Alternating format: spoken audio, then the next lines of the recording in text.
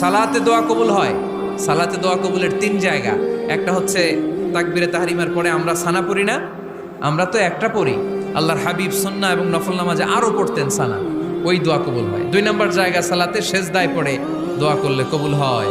আকরাবু মা ইয়াকুনুল আবদু মির রাব্বিহি ওয়া হুয়া সাজিদ ফাকসিরু ফিহি দুআ। বান্দা যখন সেজদায় লুটিয়ে পড়ে, বান্দা আল্লাহর সবচেয়ে কাছে চলে যায়। কিন্তু বিশ্বনবী বলে, সেজদাটা তোমার রবের কুদরতি পায়ের উপরে পড়েছে। সেজদায় পড়ে দোয়া করেন। সালাম ফিরানোর আগে বিশ্বনবী দোয়া করতেন, লা ইউসাল্লিমান্না আহাদুকুম হাত্তা ইয়াতাআওয়াযা মিন আরবা'a। আল্লাহর হাবিব বললেন, 4 জিনিস থেকে পানাহ না আছে আমার কোন উম্মত যেন সালাম না ফিরায়। তারা যেন পড়ে, আল্লাহুম্মা ইন্নী আউযু বিকা মিন আযাবিল কবর, আউযু বিকা মিন আযাবি জাহান্নাম, আউযু বিকা মিন ফিতনাতিল মাহইয়া ওয়াল মামাত, আউযু বিকা মিন ফিতনাতিল মাসিহিদ দাজ্জাল। আল্লাহ কবরের আযাব থেকে বাঁচাও, আল্লাহ জাহান্নামের আগুন থেকে বাঁচাও, আল্লাহ জীবন